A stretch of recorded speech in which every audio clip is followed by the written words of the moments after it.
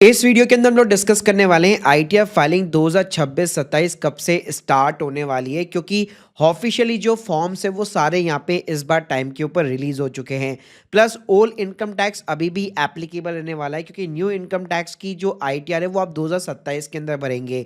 तो अभी आईटीआर के जो फॉर्म रिलीज हुए हैं उसके अंदर क्या क्या चेंजेस हुआ है, उसकी ड्यू डेट क्या रहेगी और कब से फाइलिंग यहाँ पे ऑफिशियल इनकम टैक्स पोर्टल पे शुरू होने वाली है, तो सारी चीजें डिस्कस करेंगे। तो प्लीज पूरा वीडियो यहाँ पे जरूर देखिएगा। वीडियो को शुरू करने से पहले बताना चाहूंगा, अगर आप प्रैक्टिकल आईटीआर फाइलिंग के साथ में टैक्स प्लानिंग सीखना चाहते हो, वो भी AI based custom GPT tools के साथ, link in the description box, जहां पे आप सीखोगे आईटीआर 1 से लेकर आईटीआर 6 तक की फाइलिंग, वो भी टैक्स प्लानिंग के साथ, और 2 डेज की no question ask refund policy, और आप हमारे 1700 से भी ज्यादा रिव्यूज के ऊपर ट्रस्ट कर सकते हो। तो सबसे पहले तो बात कर लेते हैं आईटीआर फाइलिंग यहाँ पे कब से शुरू होने वाली है। तो इस बार आईटीआर के जितने भी फॉर्म्स थे वो टाइम के ऊपर यहाँ पे रिलीज हो चुके हैं।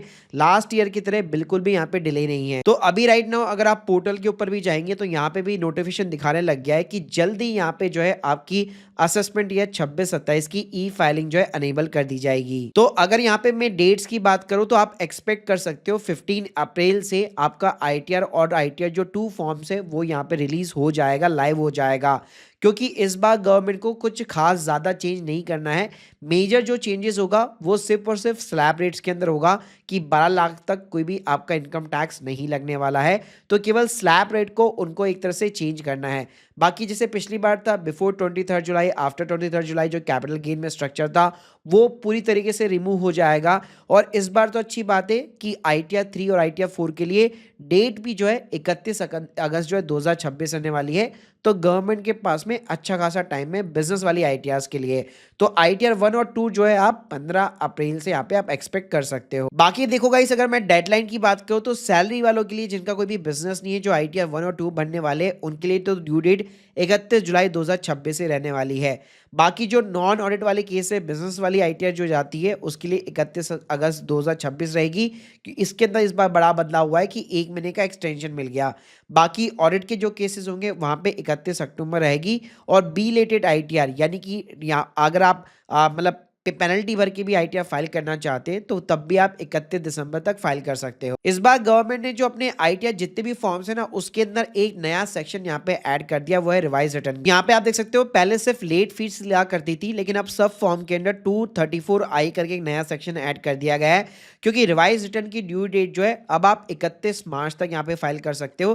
पहले सिर्फ आपको 31 दिसंबर तक का चांस मिलता था। तो पहले 31 दिसंबर तक कोई अपनी लेट फीस नहीं रखती थी, लेकिन 31 दिसंबर के बाद में आपसे लेट फीस लगेगी। 5 लाख के नीचे इनकम है 1000 रुपए, 5 लाख के बियॉन्ड है तो 5000 रुपए की आपकी लेट फीस लगेगी, लेकिन आप रिवाइज कर सकते हो, उसको अपनी करेक्ट कर सकते हो। प्लस यहाँ पे डबल फीस भी आपकी लग सकती है कि जैसे आपने बी लेटेड आईटीआर भी यहाँ पे भरी तो उसमें भी आपको पेनल्टी पे करनी पड़ेगी।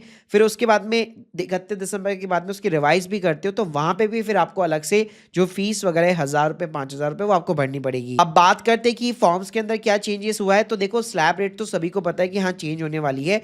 फॉर्म के अलावा इस बार आईटीआर 1 और 4 के अंदर अब आप 2 हाउस प्रॉपर्टी को ऐड कर सकते हो। पहले केवल एक ही हाउस प्रॉपर्टी की रेंटल इनकम वगैरह आप दिखा सकते थे, लेकिन अब सेपरेटली आप 2 हाउस प्रॉपर्टी की आप दिखा सकते हो, कोई दिक्कत नहीं। प्लस सभी फॉर्म्स के अंदर अगर आप देखोगे तो अब सेकेंडरी एड्रेस का ऑप्शन दिया गया है। तो यहाँ पे आप देख सकते हो पहले सिर्फ और सिर्फ एक ही एड्रेस का ऑप्शन था, प्राइमरी एड्रेस, लेकिन अब इन्होंने यहाँ पे एक सेकेंडरी एड्रेस का भी ऑप्शन दिया गया है।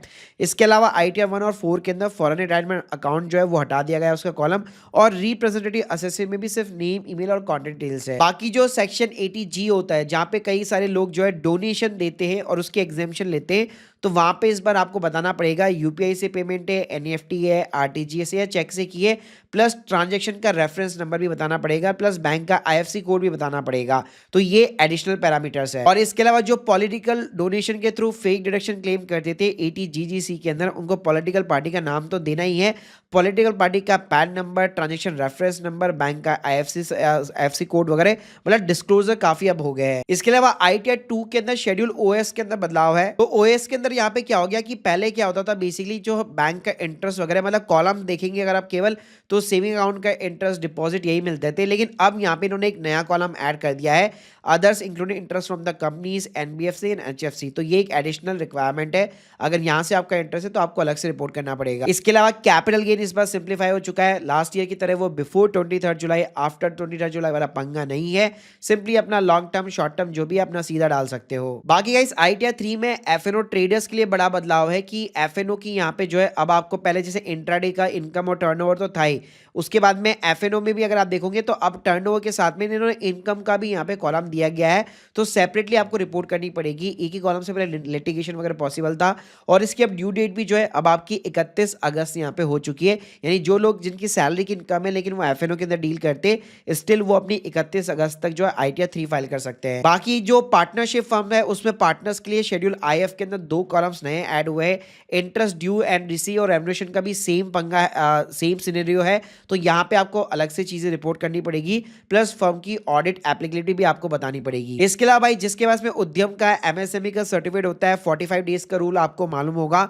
अगर आप पेमेंट नहीं करते हैं, एग्रीमेंट हो तो 45 डेज है, एग्रीमेंट ना हो तो 15 डेज है, तो आपका जो खर्चा होता है वो डिसअलाउ हो जाएगा, और अब उसका आईटीआर में ना डिसअलाउ का अलग से कॉलम दिया गया है। इसके अलावा भाई जो लोग आईटीआर 4 फाइल करते थे पहले सीधा ही फाइल कर देते थे कि भाई अपना टर्नओवर दिखाया, अपना प्रॉफिट वगैरह दिखाया है, लेकिन अब ऐसा नहीं है। नीचे जो पर्टिकुलर्स हुआ करते थे उसमें कुछ 4 कॉलम आपके मैंडेटरी थे, लेकिन उसके साथ में इस साल जो है बैलेंस विद द बैंक्स ये नया ऐड कर दिया गया है, उसके साथ में इन्वेस्टमेंट का कॉलम भी ऐड हो चुका है, तो अब आपको ये डिटेल्स भी यहाँ पे देनी पड़ेगी। तो गाइस ये थे सारे के सारे यहाँ पे चेंजेस। तो आईटीआर फाइलिंग जैसे स्टार्ट होगी आपको हमारे चैनल के ऊपर अपडेट मिल जाएगा, तो बेल आइकन को यहाँ पे जो है क्लिक करके जरूर रखिएगा, और आप चाहे तो हमारा टेलीग्राम चैनल भी वगैरह भी ज्वाइन कर सकते हैं, link in the description box. Thank you guys, thank you very much.